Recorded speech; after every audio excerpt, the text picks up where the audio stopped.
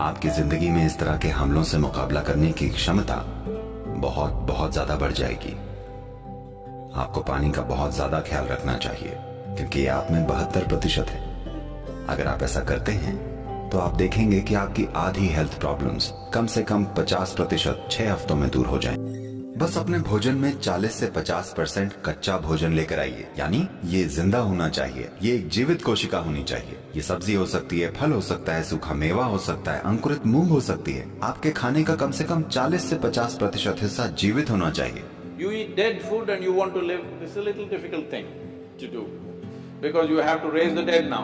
आप मरा हुआ खाना खाते हैं और जीना चाहते हैं, ये थोड़ा मुश्किल काम है क्योंकि अब आपको एक मुर्दे को जिंदा करना है। जब आप खाना पकाते हैं, भोजन को पचाने के लिए सभी जरूरी पाचन सामग्रियां सिर्फ शरीर में ही नहीं होती हैं, भोजन में भी ये एंजाइम्स होते हैं। जब आप खाना पकाते हैं तब आप इन एंजाइमों को काफी हद तक नष्ट कर देते हैं। जब आप बिना एंजाइम वाला खाना खाते हैं तब शरीर को वो हिस्सा फिर से बनाने के लिए मेहनत करनी पड़ती है जो नष्ट हो गया है, और तभी खाना पच पाता है। आमतौर पर खाने के 1-1.5 घंटे बाद ऐसा भोजन आपकी ऊर्जा को कम कर देता है। इसके बाद धीरे धीरे ये ठीक हो जाता है। आपने इस पर ध्यान दिया है? तो खाना ऊर्जा के लिए होता है, पर हम खाने को ऐसे बना रहे हैं कि ये पहले 1.5 घंटे में ऊर्जा को कम कर देता है और सिर्फ उसके बाद ही धीरे धीरे ऊर्जा मिलती है। जो भी हो, चाहे आपकी पाचन प्रक्रिया कितनी भी अच्छी क्यों न हो, फिर भी आप उन सभी एंजाइम्स को कभी भी फिर से नहीं बना सकते जिन्हें हमने पकाते वक्त नष्ट कर दिया है। हम बस कुछ हद तक ही बना सकते हैं। एक सरल काम यह हो सकता है कि आप बस नहा लें। हमेशा सोने से पहले स्नान कर लीजिए, इससे बहुत फर्क पड़ेगा। ऐसे मौसम में शायद ठंडे पानी से नहाना मुश्किल हो तो आप गुनगुने पानी से नहा लीजिए। रात में गर्म पानी से मत नहाइए, गुनगुने पानी से नहाइए। ये आपको सचेत बना देता है। तो आपको लगेगा अरे मुझे नींद नहीं आएगी।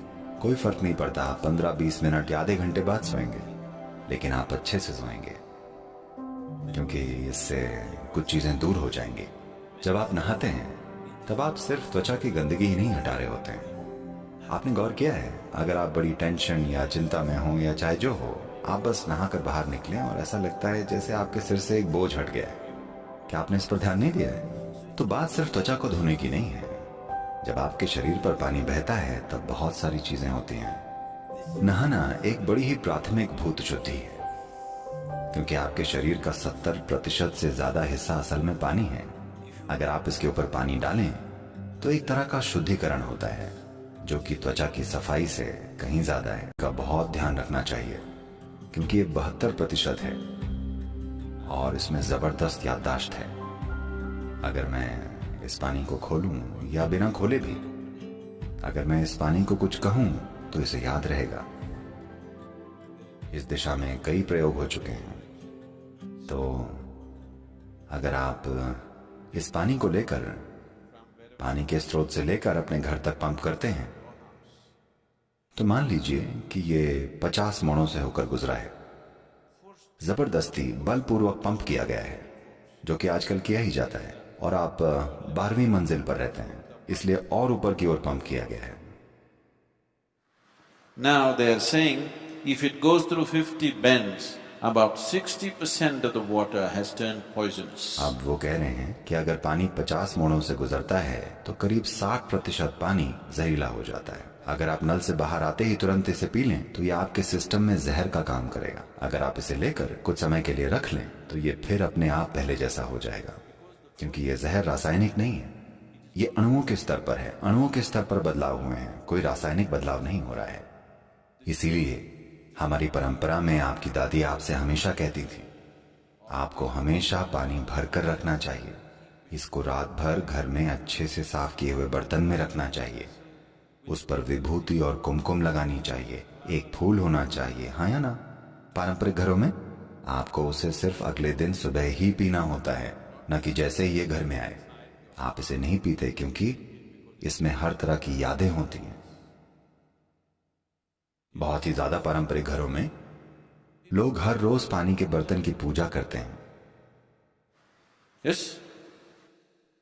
और आप पानी को आते ही नहीं पीने लग जाते, आप उसे रखते हैं, उसे खुद को पहले जैसा बनने के लिए पर्याप्त समय देते हैं ताकि जो कुछ भी उसने इकट्ठा किया है वो चला जाए और वो पानी पीने के लायक हो जाए। पानी का आपको ध्यान रखना चाहिए क्योंकि ये 72% है, ये फर्स्ट क्लास है, समझे? पासिंग मार्क्स से भी ज्यादा है। खाली पेट और भूख दो अलग अलग चीजें। भूख यानी आपकी ऊर्जा का स्तर गिरना शुरू हो गया है, लेकिन पेट खाली होना अच्छी बात है। योग विज्ञान में आज आधुनिक विज्ञान भी इससे सहमत है, लेकिन जो हम अपने अनुभव से जानते हैं, आप वहां तक पहुंचने के लिए अरबों डॉलर खर्च करेंगे, क्योंकि रिसर्च का मतलब बस यही है कि कितने मिलियन डॉलर। रिसर्च ऐसे ही होती है।